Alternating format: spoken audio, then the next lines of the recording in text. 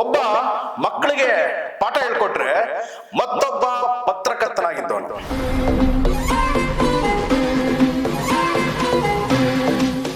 ಒಬ್ಬ ನೋಡಿದ್ರೆ ಮೋದಿ ಮೋದಿ ಅಂತ ಜಪ ಮಾಡ್ತಿದ್ರೆ ಮತ್ತೊಬ್ಬ ಸಿನಿಮಾ ಡೈಲಾಗ್ಗಳ ಮೇಲೆ ಡೈಲಾಗ್ ಹೊಡ್ಕೊಂಡಿರ್ತಾನೆ.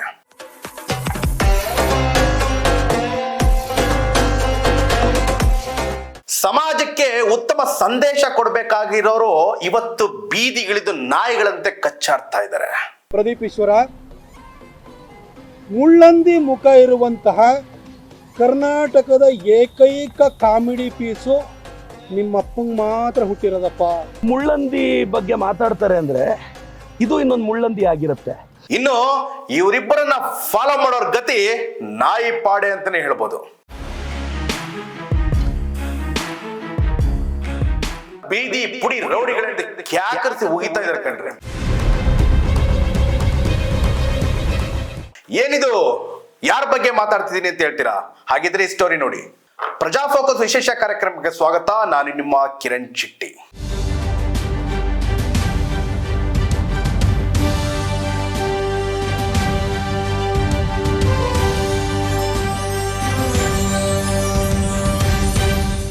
ವೀಕ್ಷಕರೇ, ನಾನು ಹೇಳ್ದಂಗೆ ಒಬ್ಬ ಪತ್ರಕರ್ತನಾಗಿದ್ದವನು ಇನ್ನೊಬ್ಬ ಮಕ್ಕಳಿಗೆ ಪಾಠ ಹೇಳ್ಕೊಡ್ತಾ ಇರೋನು.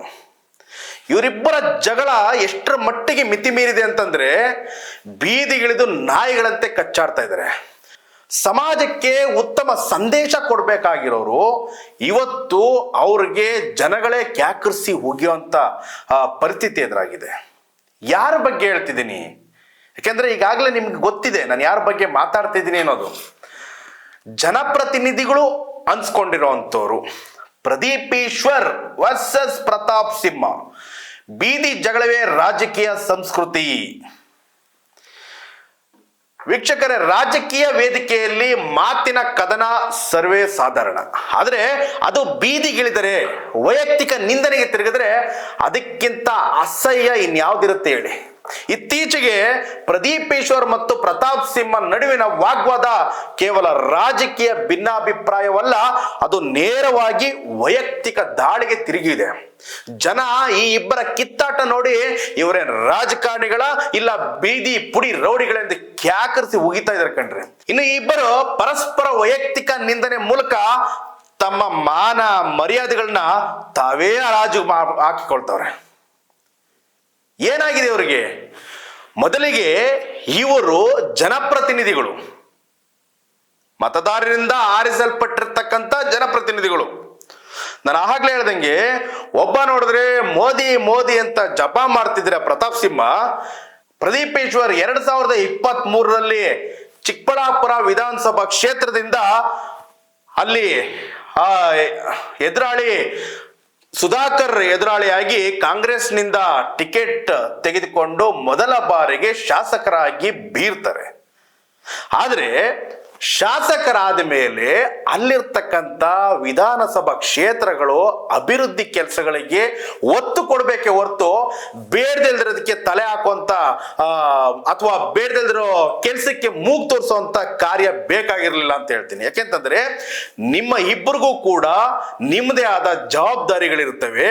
ಹಾಗೆ ನೀವು ಎಜುಕೇಟೆಡ್ಸ್ ಅನ್ನೋದಕ್ಕೆ ನಾಲಾಯಕ ಅಂತ ಹೇಳ್ಬೋದು. ಯಾಕೆಂತಂದ್ರೆ ನೀವು ವೃತ್ತಿಗಳಲ್ಲಿ ಒಬ್ಬ ಪ್ರದೀಪ್ ಈಶ್ವರ್ ನಿಮ್ಮೆಲ್ರಿಗೂ ಗೊತ್ತೇ ಇದೆ, ಅವ್ರದೇ ಒಂದು ಅಕಾಡೆಮಿ ಇದೆ.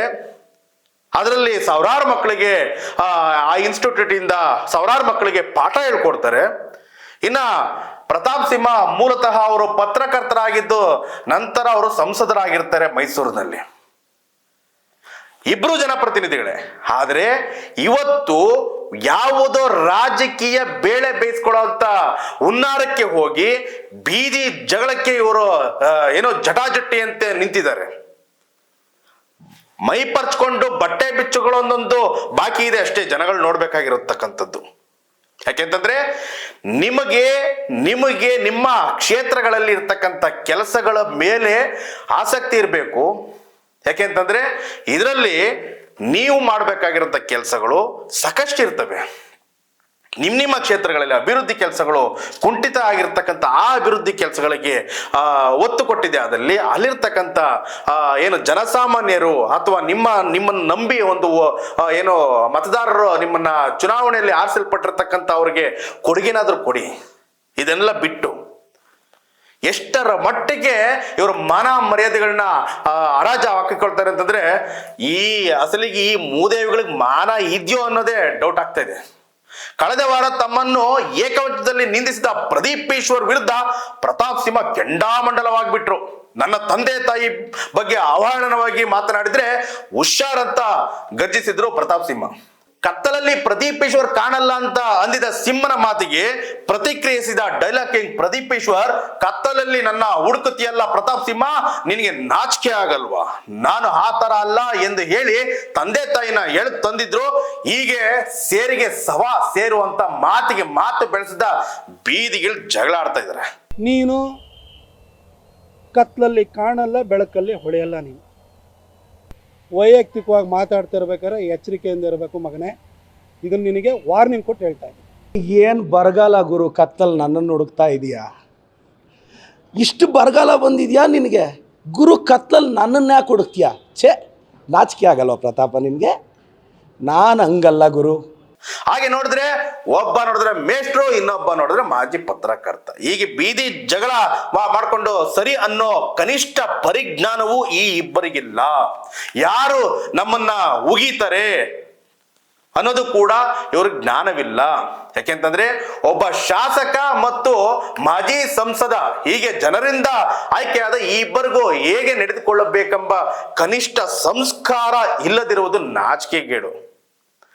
ನಾಲಾಯಕ್ಗಳನ್ನೆಲ್ಲ ನಾವು ರಾಜಕಾರಣಿಗಳ ಪಡಸಾಲಿಗೆ ತಂದೊಡ್ದ್ವಲ್ಲ, ನಿಜಕ್ಕೂ ಸಾರ್ಥಕ. ನಮಗೆ ಫಸ್ಟ್ ಬುದ್ಧಿ ಇರಬೇಕು, ಎಂಥವ್ರನ್ನ ಆರಿಸ್ಬೇಕು ಅನ್ನೋದು.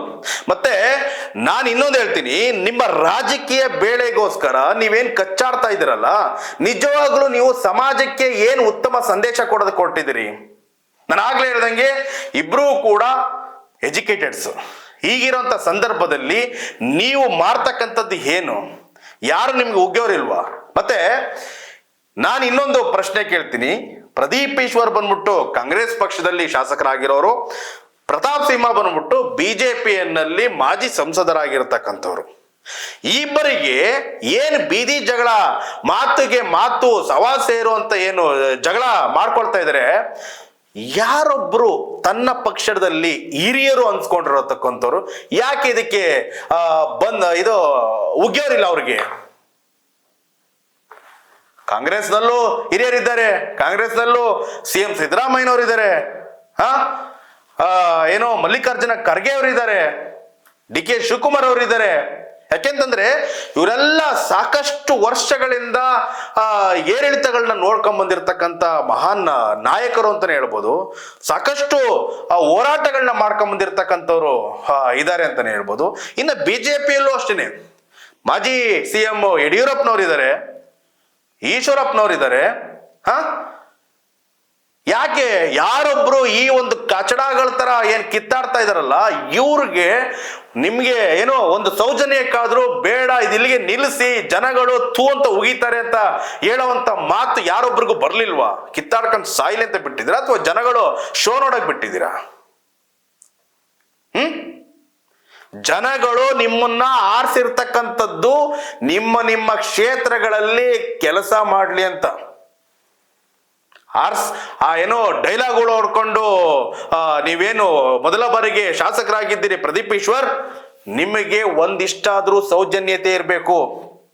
ಇನ್ನ ಪ್ರತಾಪ್ ಸಿಂಹ ನಿಮಗೂ ಅಷ್ಟೇನೆ, ಪ್ರತಿ ಬಾರಿ ಮೋದಿ ಹೆಸರು ಬಳಕೆಗೆ ಬರಲ್ಲ, ಅರ್ಥ ಮಾಡ್ಕೊಳ್ಳಿ. ನಿಮ್ಮ ಸಾಮರ್ಥ್ಯ ಏನಂತ ತೋರಿಸ್ದಾಗ್ಲೇ ಜನಗಳು ನಿಮ್ಮನ್ನ ಮೆಚ್ಕೊಳ್ಳುವಂಥದ್ದು. ಈ ಬಾರಿ ಟಿಕೆಟ್ ಕೈ ತಪ್ಪಿ ಹೋಯ್ತು, ಆದ್ರೆ ಒಂದಷ್ಟು ನಿಮ್ಗೆ ಇರ್ತಕ್ಕಂಥ ಒಂದು ಜನ ಬೆಂಬಲದೊಂದಿಗೆ ಒಂದಷ್ಟು ಕಾಲ ಕಳೆಯುವಂಥದ್ದು ಅಥವಾ ಅಧಿಕಾರ ಇದ್ರೇನೆ ಒಂದು ಸಮಾಜ ಸೇವೆ ಮಾಡಬೇಕು ಅನ್ನೋದೇನಿಲ್ಲ. 2 ಬಾರಿ ನಿಮ್ಮನ್ನ ಸಂಸದರಾಗಿ ಜನಗಳು ನೋಡಿದ್ದಾರೆ. ಅಂಥದ್ರಲ್ಲಿ ನೀವು ಯಾವ ರೀತಿ ವರ್ತಿಸ್ಬೇಕು ಅನ್ನೋ ಒಂದು ಸೌಜನ್ಯತೆ ಇಲ್ಲ ಅಂತಂದ್ರೆ ಇನ್ಯಾವ ಮಟ್ಟಕ್ಕೆ ಇಳ್ದಿದ್ದೀರಿ ಹೇಳಿ? ಜನಪ್ರತಿನಿಧಿಗಳು ಪರಸ್ಪರ ಗೌರವ ಕಳೆದುಕೊಳ್ಳುವ ಭರದಲ್ಲಿ ಜನರ ವಿಶ್ವಾಸವೂ ಕಳೆದು ಹೋಗ್ತಾ ಇದೆ. ರಾಜಕೀಯದಲ್ಲಿ ಟೀಕೆ ಇರಬೇಕು, ಆದ್ರೆ ಅದು ನೀತಿಯ ಆಧಾರದಲ್ಲಿ ಇರಬೇಕು, ನಿಂದನೆಯ ಆಧಾರದಲ್ಲೆಲ್ಲ. ಅರ್ಥ ಮಾಡ್ಕೊಳ್ಳಿ. ಇಬ್ರು ಬಾಯ್ಬಿಡ್ಕ್ರೆ, ಒಬ್ಬ ತೆಲುಗು ಡೈಲಾಗ್ ಬಂಡವಾಳ ಮಾಡ್ಕೊಂಡು ಗೆದ್ರೆ ಮತ್ತೊಬ್ಬ ಮೋದಿ ಮೋದಿ ಅಂತ ಜಪ ಮಾಡ್ಕೊಂಡು ಗೆದ್ದಿರ್ತಕ್ಕಂಥದ್ದು. ಕೈಯಲ್ಲಿ ಕಿಸಿದಿದ್ರು ಬಾಯಲ್ಲಿ ಮಾತಿನಲ್ಲಿ ಮಾತ್ರ ಇಬ್ಬರ ಪೌರುಷ ಹಬಬ ಕೈಲಾಗದವರು ಮೈಪರ್ಚಿಕೊಂಡಂತೆ ಈ ಇಬ್ಬರ ಜಗಳ ಅಭಿವೃದ್ಧಿ ವಿಚಾರದಲ್ಲಿ ಕಿತ್ತಾಡಿದ್ರೆ ಒಂದ್ ಅರ್ಥ ಇರ್ತಿತ್ತು. ಆದ್ರೆ ಸ್ಕೂಲ್ ಮಕ್ಕಳ ರೀತಿ ಕಚ್ಚಾಡಿದ್ರೆ ಏನರ್ಥ? ಮೊದಲು ಇವರಿಗೆ ಸಂಸ್ಕಾರ ಬೇಕಾಗಿದೆ. ಜವಾಬ್ದಾರಿ ಸ್ಥಾನದಲ್ಲಿರ್ತಕ್ಕಂಥವ್ರು ಹೇಗೆ ವರ್ತಿಸ್ಬೇಕು ಅನ್ನೋ ತಿಳಿದುಕೊಳ್ಬೇಕಾಗಿದೆ. ಒಳ್ಳೆಯದು ಇದು ಗೊತ್ತಿಲ್ಲದವ್ರು ರಾಜಕೀಯಕ್ಕೆ ಬಂದ್ರೆ ಇದೇ ಆಗೋದಲ್ವಾ?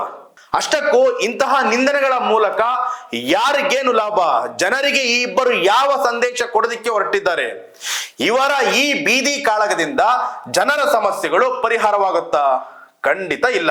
ರಾಜಕೀಯ ನಾಯಕರು ಮಾತಿನಲ್ಲಿ ಶಿಸ್ತಿಟ್ಟುಕೊಂಡರೆ ಅದು ಜನತೆಯ ವಿಶ್ವಾಸ ಹೆಚ್ಚಿಸಿಕೊಳ್ಳುತ್ತದೆ.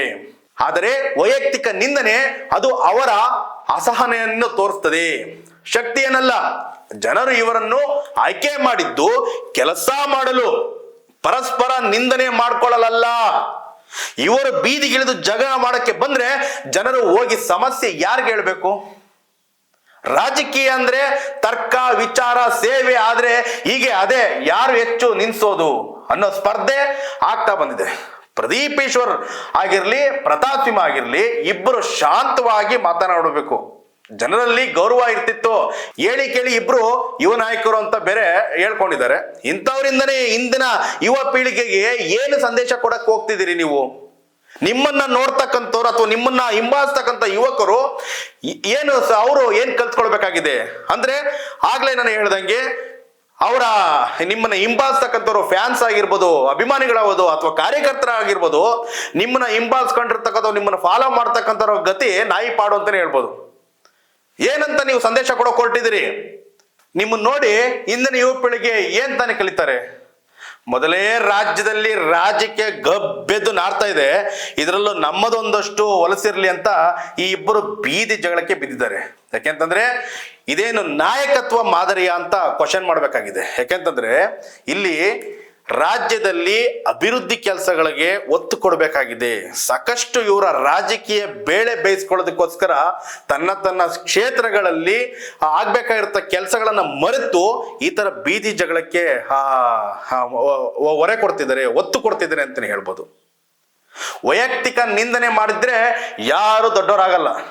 ಕೆಲಸ ಮಾಡಿದ್ರೆ ಮಾತ್ರ ಜನರ ಹೃದಯದಲ್ಲಿ ಸ್ಥಾನ ಸಿಗುತ್ತೆ. ಇದು ನೆನಪಿರ್ಬೇಕು ಇಬ್ರಿಗೂ. ಶೇಮ್ ಆಫ್ ದೆಮ್ ಅಲ್ವಾ? ಯಾಕೆಂತಂದ್ರೆ ಇಲ್ಲಿ ರಾಜ್ಯದಲ್ಲಿ ಈಗಿರ್ತಕ್ಕಂಥ ಕಾಂಗ್ರೆಸ್ ಸರ್ಕಾರ ಒಂದಷ್ಟು 2.5 ವರ್ಷ ಪೂರೈಸಿದೆ. ಈಗಾಗಲೇ 2.5 ವರ್ಷ ಪೂರೈಸಿರ್ತಕ್ಕಂಥ ಕಾಂಗ್ರೆಸ್ ಸರ್ಕಾರ ಈಗಾಗಲೇ ಕಚ್ಚಾಡ್ತಾ ಹೋಗ್ತಿದೆ. ಸಿಎಂ ಬದಲಾವಣೆ ವಿಚಾರ ಕೇಳ್ತಾ ಇದ್ರೆ, ಈ ಕಡೆ ಡಿ ಕೆ ಶಿವಕುಮಾರ್ ನಾನು ಸಿಎಂ ಆಗ್ಬೇಕು ಅನ್ನೋ ಒಂದು ಹಾದಿಯಲ್ಲಿದ್ದಾರೆ.